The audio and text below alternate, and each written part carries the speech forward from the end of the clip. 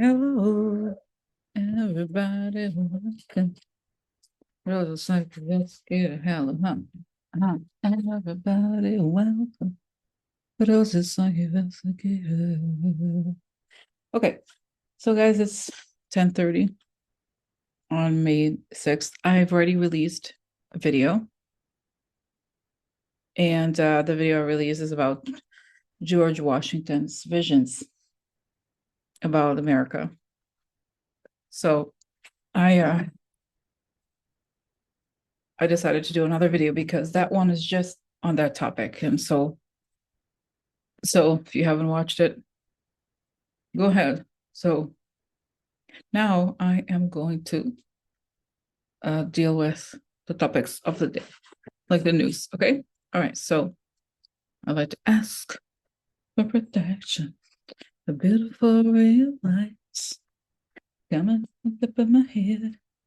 As I breathe in, I feel my lungs. As I breathe in, I create a circle. I create a circle. Step into it. Step into it. Feel protected. Step into it. Feel connected. I like to ask that informations come only from the highest sources, that it create the good, and only the good for the good people, good for the good people. Okay, so by the way, guys, this is a thing I have. Instead of having the whole rosary, I have this. It's nice. Okay, so sending energy to this country, the world, and everyone and anyone who may need it.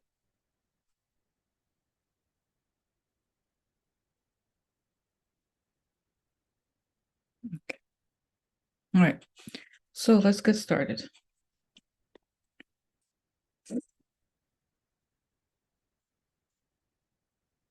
So let's talk about I've talked about the Canadian Prime Minister.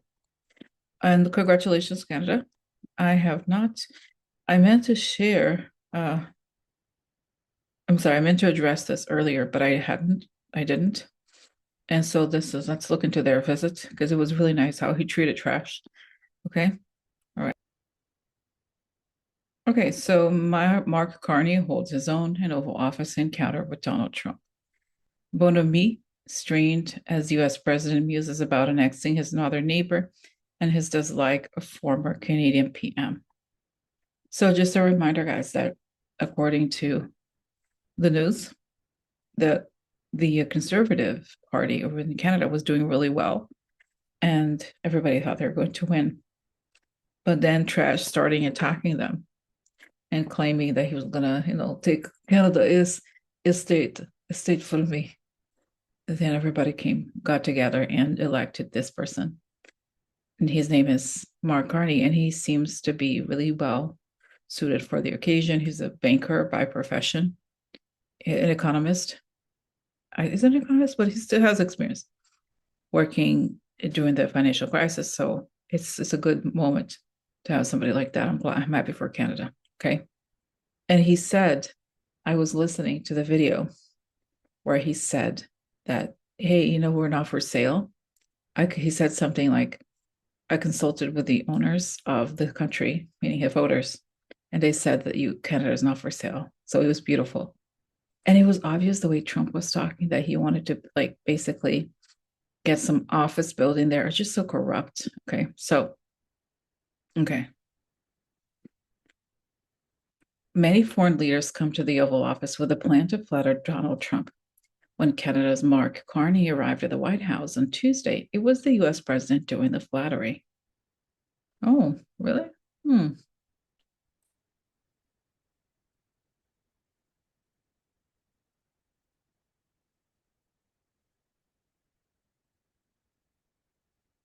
Like, I can't even believe. In the event, I don't even want to watch it, guys.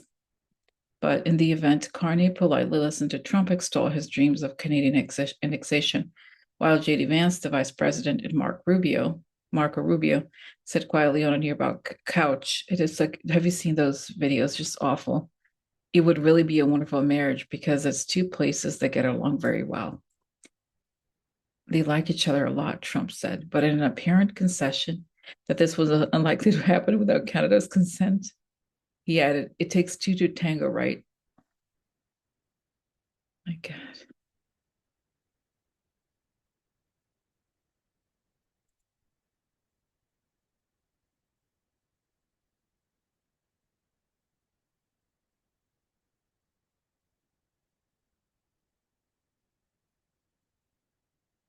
So, all right. So, tell me, Spirit, about this visit.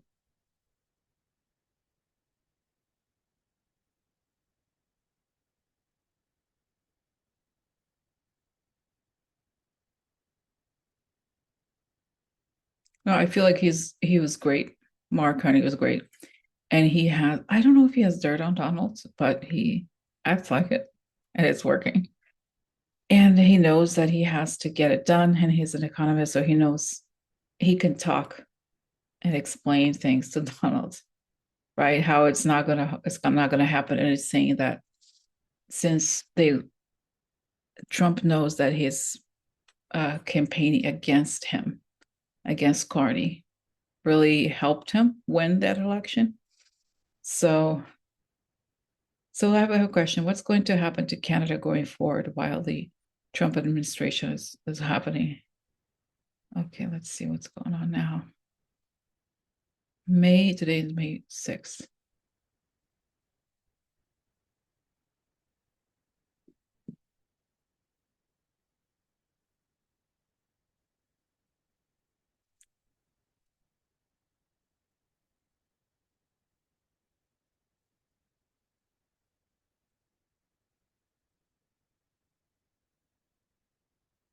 No, I just see him going there as a really competent person and just saying goodbye, meaning like he's not he's doing the minimum he needs to do in order to just chat with this Trump person, but he knows he's not serious.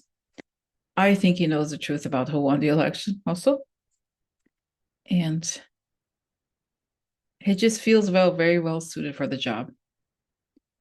And I see that Trump, it's just everything is a joke to him. Everything is serious but not serious. We know the origin of that conversation is so I feel like Trump again he seems to be shocked at how well he did in that election, and he's losing it. And look at his guys, look at Trump's face. It's just terrible. It looks terrible. So but I see that he is saying he's going to stay a lot longer than that Donald. I just think that he says he's saying goodbye to Trump, and you'll never see him again in person. Okay, I think that's what I think. Okay. All right. So, but I see again that Trump is losing it. He's realizing that everything he tries doesn't really work, and that none of these governments are buying into his BS, and the crisis is worsening for Trump domestically. Okay. Okay. So that's about it here. Okay, but I do think that the loss in Canada of the conservative candidate really demoralized Trump. He wasn't expecting it to have to go quite as badly. So, okay. All right. Let's go to next.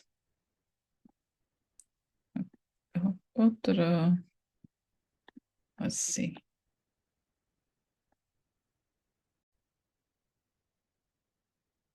Okay, so this is another strange situation here regarding Yemen, the Middle East, and the U.S. military.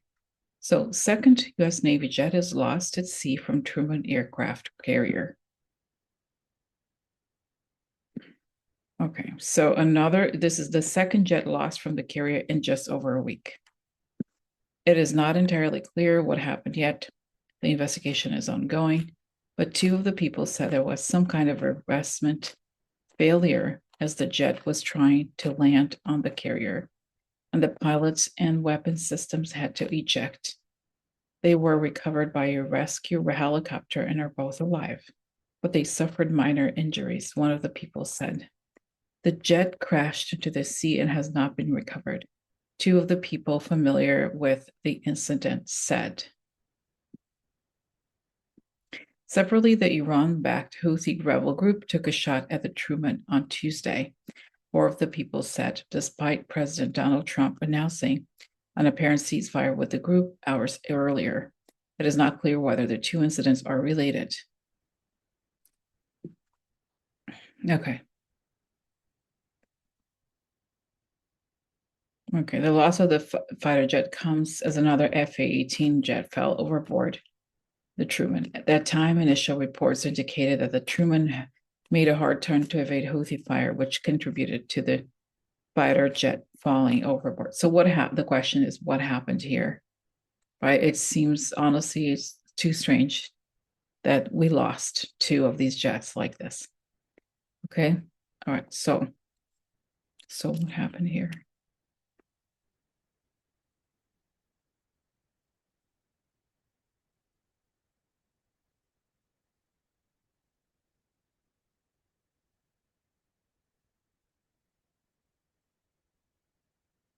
Just pulled some cards. Okay, just to see. Okay, so this card means crossroads, mean multiple or choices. The whip means aggression or just the situation of a war. And the stars could mean network. So multiple breaches of network, attacks on the network, or multiple attacks on the network. So I don't know, guys, if it's, again, possible that something like this could have happened. So what is it? Yeah, I see. So the image I see is the jets there. And like, those illustrations of radars, like a radar area, something's happening. And I see that they have information about the frequencies of the radars or something that enables them to do that. Thanks to, I think, the Trump administration. Okay. Let me just double check 1 second. I went to look up the word arrestment in terms of aircraft. So it's a mechanical means of stopping, right? But I feel like something took the control over these jets. Okay. That does not seem to be normal. And I see the face of J.D. Vance. I'm sorry, not J.D. Vance, Elon Musk. I am wondering if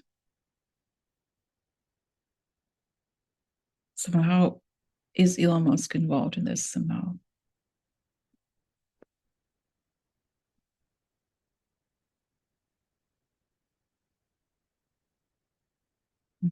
Child. Yeah.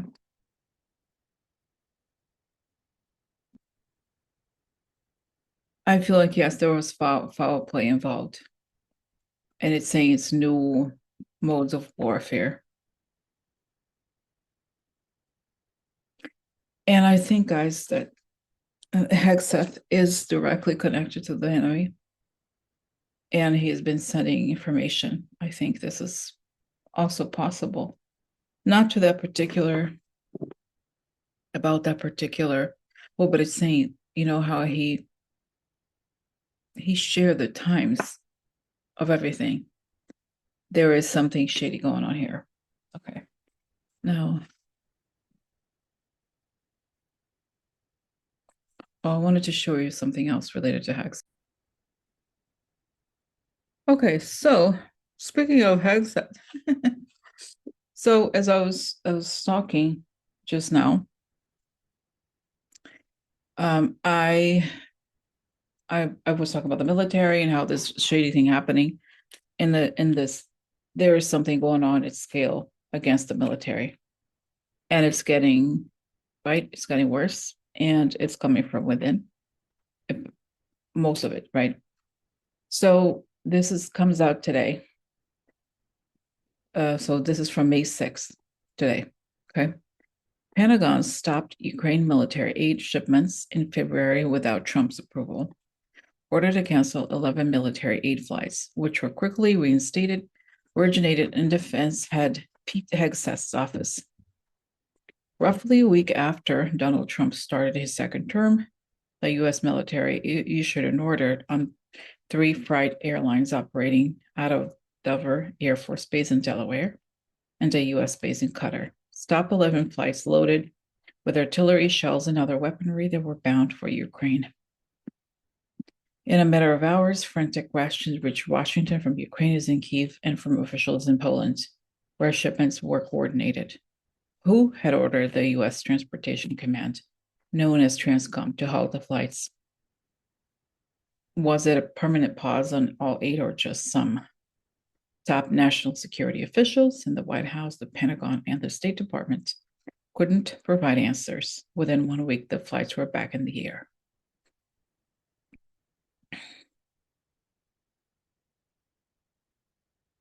The cancellations came after Trump wrapped up a January 30th Oval Office meeting about Ukraine that included Hegseth and other top national security officials. During the meeting, the idea of stopping Ukraine came up, said 2 people with knowledge of the meeting, but the president issued no instruction to halt it.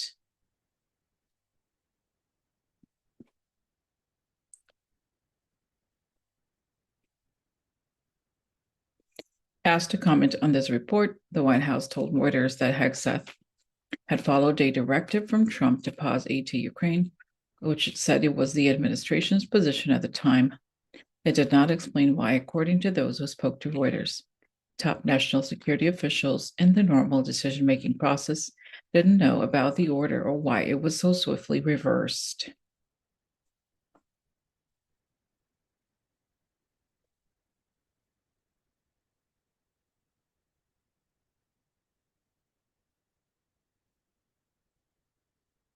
Okay.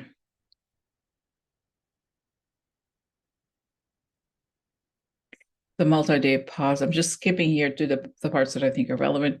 The multi-day pause of the flights confirmed by 5 people with knowledge of it also shows confusion in how the administration has created and implemented national security policy. At the Pentagon, the disarray is an open secret, with many current and former officials saying the department is plagued by internal disagreements on foreign policy, deep-seated grudges, and inexperienced staff.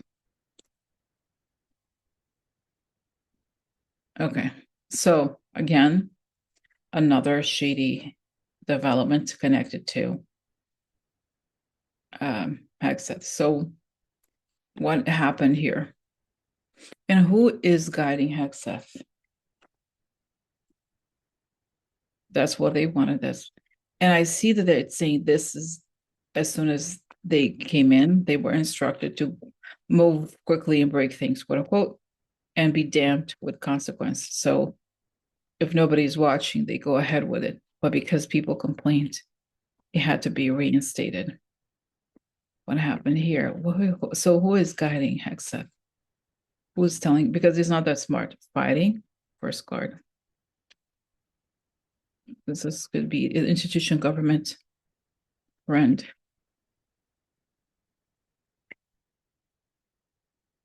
Okay, comes out. Okay, recognition. So it tells me there is somebody with him.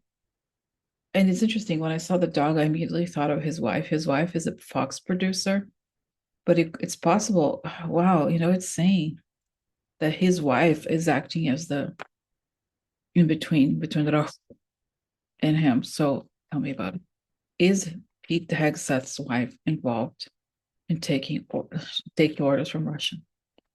Is she involved in taking orders from Russians and giving it to Pete Hegseth? John. Person, organization, offers, gifts, comes out. It's interesting as a recognition. This could also be a staffer, there's a younger person.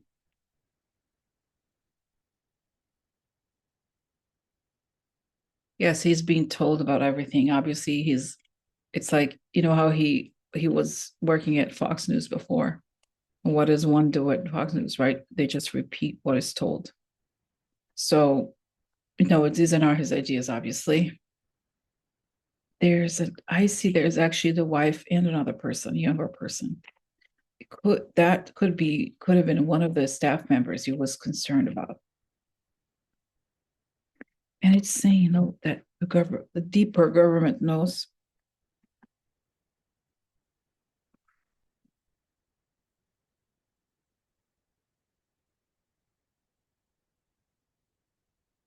So I told you guys this reminded me of Benedict Arnold. That Benedict Arnold had, the grievances against the army. And so then what happened is he had his wife go to the British and say that he was offering what became West Point to the British. It's like, we're just not going to fight back. Just take it over. All I want is to be the captain of an army, like to have my own division or something in the British Army. So here he's also giving us up to the enemy. That's right, guys. Even though we don't have a declared war against some country, right? That's what it comes down to.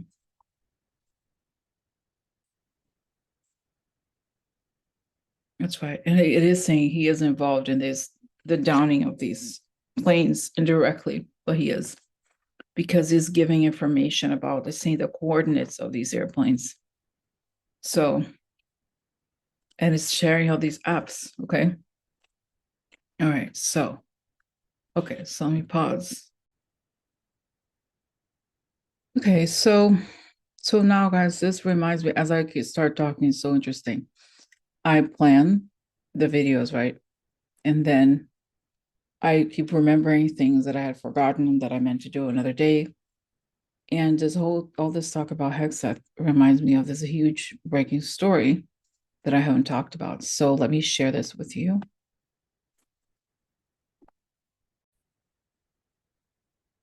Okay, so we know that this is about the whole, going back to Hegseth and the whole signal scandal. So there's even more that we didn't know about this scandal. So I have to tell you something that I'm telling you this at the same time knowing that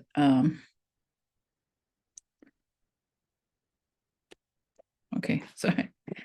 That even I, guys, it's sort of complicated to understand it. I don't know that I understand it 100%, but I'll do my best. This is a website that talks about a lot of data like hacking and such. Okay, but so they explain what happened.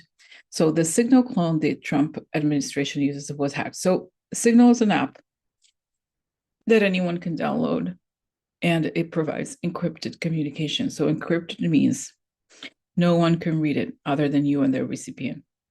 So, okay. The Signal, okay. Telemessage, a company that makes a modified version of Signal to the archive that archives messages for government agencies, was hacked. A hacker has breached and stolen customer data from Telemessage, an obscure Israeli company that sells modified versions of Signal and other messaging apps to the US government to archive messages, 404 Media has learned. The data stolen by the hacker contains the contents of some direct messages and group chats sent using its Signal clone, as well as modified versions of WhatsApp, Telegram, and WeChat. Telemessage was recently the center of a wave of media coverage after Mike Waltz accidentally revealed he used the tool in a cabinet meeting with President Trump. Okay, so the hack shows that an app gathering messages of the highest ranking officials in the government. Walt's chats on the app include recipients that appear to be Marco Rubio, Tulsi Gabbard, and J.D. Vance, contained serious vulnerabilities that allowed a hacker to trivially access the archived chats of some people who use the same tool. The hacker has not obtained the messages of cabinet members, Waltz, and people he spoke to, but the hack shows that the archived chat logs are not end-to-end encrypted between the modified version of the messaging app and the ultimate archive destination controlled by the telemessage customer. So, you know what? I have to pause here because I need to find the free version of this. 1 second. Okay, let me record it. Pause it in. Okay. Okay, so this is the version of the article that I passed through archive.ph. Okay. So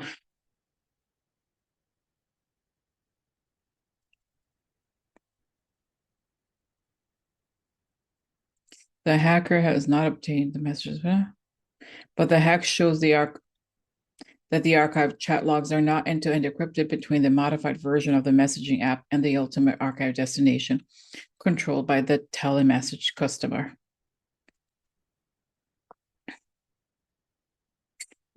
I would say the whole process took about 15 to 20 minutes, the hacker said, describing how they broke into telemessages systems. It wasn't much effort at all.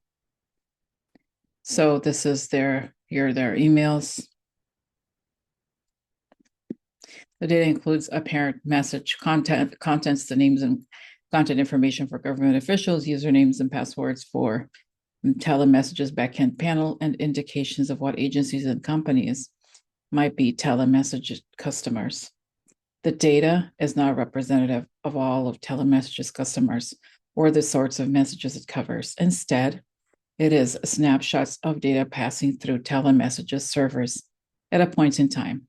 The hacker was able to log into the telemessage backend panel using the usernames and passwords found in these snapshots.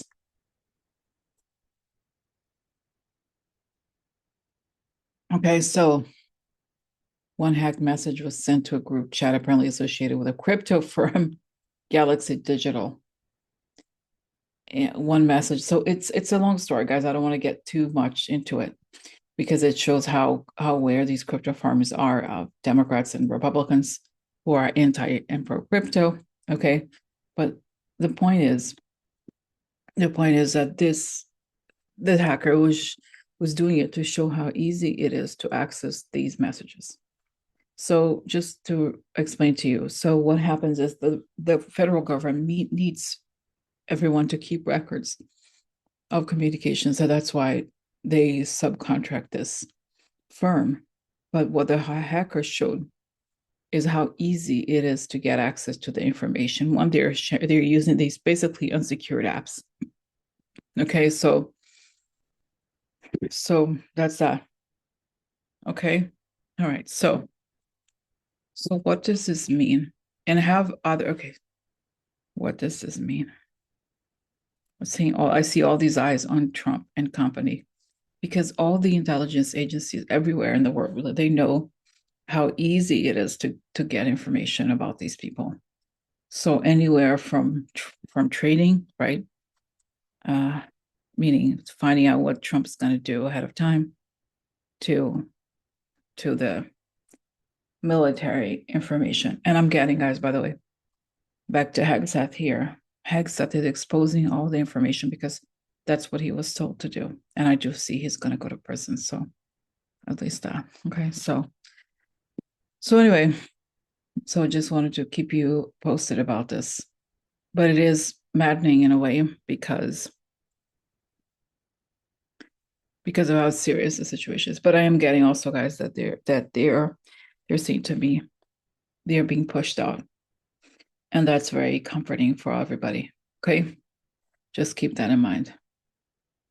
All right. So guys, I think I'm gonna stop here. I don't want to make this video too long. And I'm gonna either post it tonight or tomorrow morning. Okay, just keep it in the system and make it public tomorrow morning. Okay. All right. So thanks for watching. Talk to you soon. Bye. Prayer and energy time.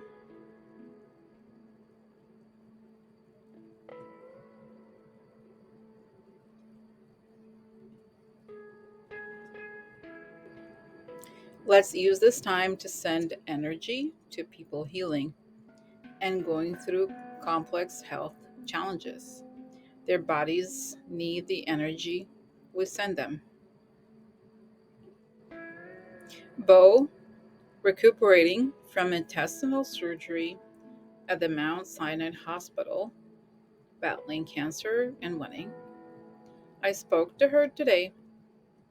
and I felt her mother telling me she will survive and thrive. Cecilia, her sister, visits her daily. Cecilia is herself also battling cancer, and she's also winning. Bella is also undergoing cancer treatment. Let's envision her pain free and 100% cancer free. Treatment. Let's send Bo, Cecilia, and Bella energy. Bo, Cecilia, and Bella are fully healed, full of energy, cancer free, and proud to tell this story of great health and recovery. Okay, so just going to be silent for a bit as I send them energy right now. And I hope you do the same. And also, you can think of others that you know, your loved ones, someone that you feel may be in need of energy, and focus on them. Okay? Okay, so let's start. I'll be silent here for a little bit.